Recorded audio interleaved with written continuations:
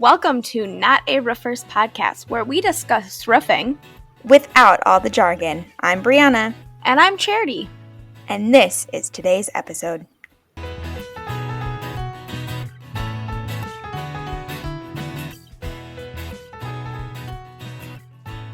Hello and welcome back to another episode of Not a Roofers podcast.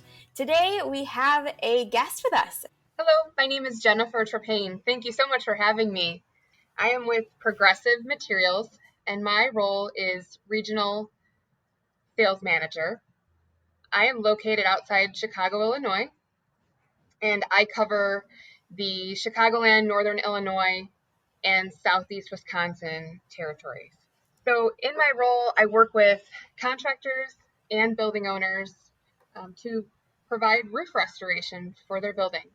So Brianna and I are familiar with Progressive Materials because we as a company use it, but can you let our listeners know, what is Progressive Materials?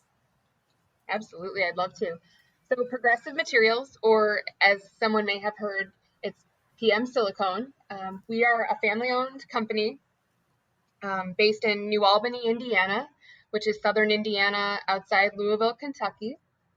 And we manufacture silicone coatings and provide silicone roof restoration systems, which allow for warranted roofing systems over an existing roof.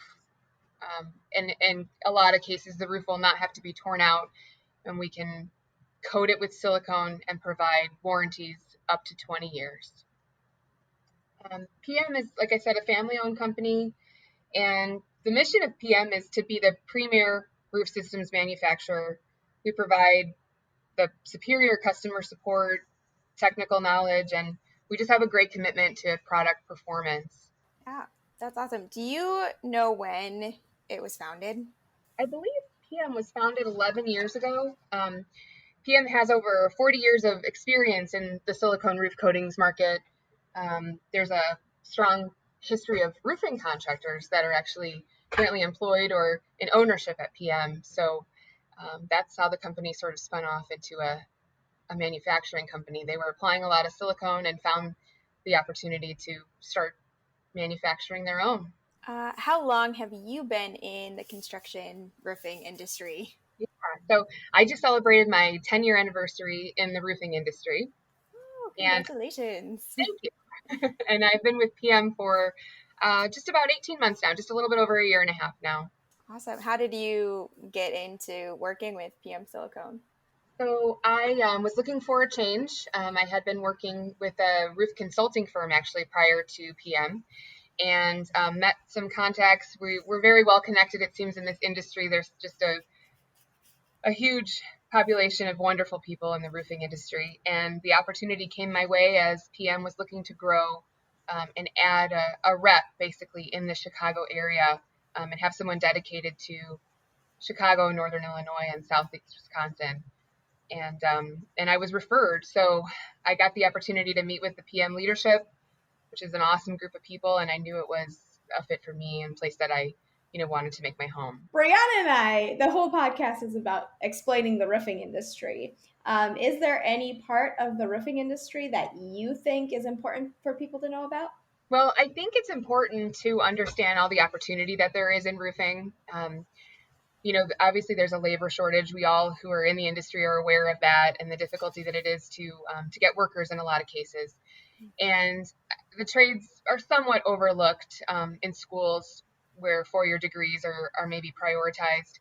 And there's just so much opportunity for someone to join the roofing industry and have a career where they earn, where they have the opportunity to earn a good salary and great benefits, and just work with a bunch of awesome people. So I think if there's one thing that I'd want to share about roofing, it's the opportunities that exist to join the roofing industry in whatever capacity, might work for you, from being on the roof to working in marketing or in finance or whatever might make sense, in sales like me.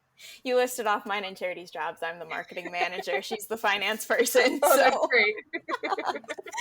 Is there any part of your job that you find you have to explain most often? So I think oftentimes restoration needs an explanation. People are sometimes unclear about what's involved in restoration, what qualifies for restoration, and if it's legitimate. To be honest, I think people have some experiences in the past where maybe a coating didn't work out as planned, maybe it wasn't a fit for that particular roof, and so what I explain a lot of times is how we qualify the roof from an adhesion test to making sure that we have that proper cohesive failure, and we basically stick to their existing roofing material, to determining if the roof has moisture saturation. If it's wet, we have kind of a rule of thumb of 25 to 30% can be wet, and it can still be a candidate for restoration. Of course, we would have to cut out and replace that percent that is wet.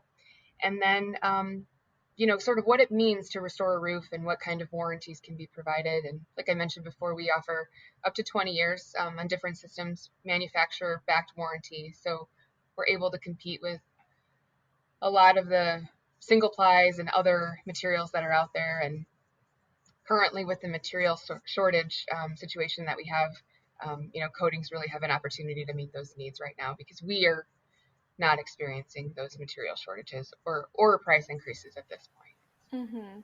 We haven't talked on the podcast yet about the material shortage, and I think we will in the future. Is there anything you know about it that you could explain right now, maybe briefly, to our listeners who maybe don't know that there's a material shortage?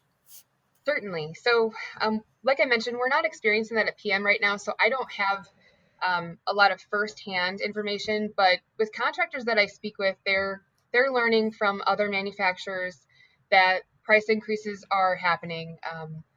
5 to 7% is on average what I've learned. And then just today, for instance, I heard from a contractor that their shipments are being delayed 60 to 90 days. And so they're not able to meet the needs of those building owners and make their commitments. And of course, that's a concern for roofing contractors. They don't have the work, they're not able to meet their commitments. And so they'll look at other options. And in some cases, roof coatings would be a good substitute for those other materials. Yeah. Like I said, we haven't talked about the material shortage, but Roof Medics has felt it in some of our other things that we do. And so it's a real problem for contractors. Yeah, it is. I know you have a connection to NRCA, and recently Reed Ripple mentioned on a webinar that he thinks it'll be about a full year before we get this sorted out. So there's going to be lots of people looking for some other options for a while here. What is your experience with being a female in a predominantly male industry? So my experience has been primarily positive. There are always a few things that come to mind when you ask that question. There were a couple incidents where it was clear that I was being singled out because I was female or I was treated a little differently. But for the most part, people are wonderful about it.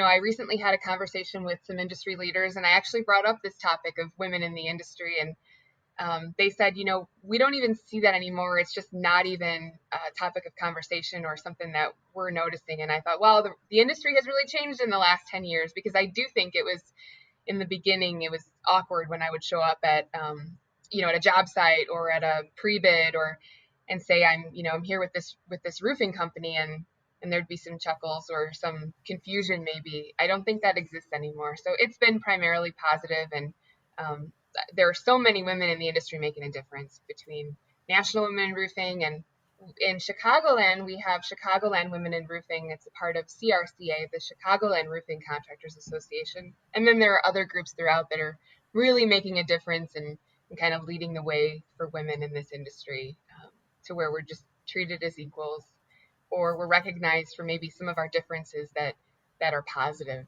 Yeah, that's awesome. I mean, I get weird looks when I tell people I work for a roofing company, but it's mostly because they know me and they're like, wait a second, you said you would never, ever do that. Okay, that makes sense.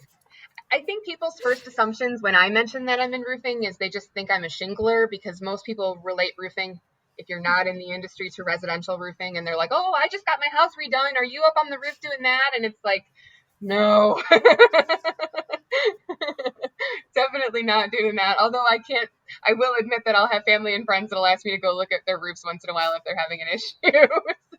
I know a little bit about steep slope, but that's certainly not where my focus has been. We like to just throw in a question that's kind of fun, not related to roofing, just because why not? And so if you were to start a podcast based on your interest, what would it be about and what would you title it? That's a great question. I think it would be related to cars in some way. Prior to this semiconductor shortage, which is also slowing down the automobile manufacturing industry, I would have told you it was about how to buy a car, how to negotiate the sale of a car, and always be willing to walk away because there's always another car, down the street at another dealer. However, this shortage of new cars changes things a little bit. Now, if you find the car you want, you sort of need to grab it and go. You can't necessarily negotiate anymore. Hopefully, we'll get back to the days when I can continue to guide people on how to get the best deal on a car. What would I title it? That's a great question. I don't know that I've got a title in mind. It would probably be something pretty simple, like, getting the best deal on a new car purchase. Is there anything you would like to add that we haven't talked about already? I'm really excited for the two of you to have this podcast and explore all these new terms. I've been able to listen to a few of them, new terms, and just explain things to people who maybe aren't used to the jargon and uncover all these new facts. And I'm looking forward to tuning in the future. I'm glad you brought it to my attention. And thank you so much for having me on. Oh, you're welcome. So I actually want to add a different question before the last one. Yeah. Go ahead. So Bree and I did a podcast on DIY stuff and products you can buy if you're not a contractor. Is Progressive Materials one of those that you can just buy and use on your own, or do you have to be a contractor to buy it? You don't have to be a contractor. We do sell direct, ships from our plant in New Albany, and it's available to anyone for purchase. And so is my assistance and that of my counterpart to sort of advise anyone as to how they plan to use it and make sure that it's a good fit. But there is not a requirement that you be a contractor or a licensed roofer to buy the product. Good to know. We still don't recommend DIYing it yourself. Absolutely. I think when it comes to roofing DIY, there are a lot of things to consider, and it's definitely worth involving a contractor. But for minor repairs or, something that's urgent, there might be a fit for someone to DIY, especially in a temporary nature. For any of our listeners, our podcast about DIY is coming out later. How can people find you or PM Silicone? Sure. So PM Silicone is available online at pmsilicone.com. We are also on social, LinkedIn, Facebook, and I can be found on LinkedIn as well. I will put all of the links to that below so people can find it. Thank you so much for joining us. This is so much fun. It was great. Thank you so much for having me. I appreciate it. That brings us to the end of today's episode. If you've been loving what you're hearing, make sure to press the subscribe button so you get notified anytime we post a new episode. Episodes come out on Monday and Fridays. Please feel free to share this podcast with a friend. We'd love everybody to be able to join us and learn more about the roofing industry as we go along on this journey. If you don't already, follow us on Facebook, LinkedIn, Instagram, and YouTube. I will put all of our information down in the show notes below. Feel free to contact us with any questions or any roofing ideas that you would love for us to talk about. I hope you have a great day, and we will see you next time.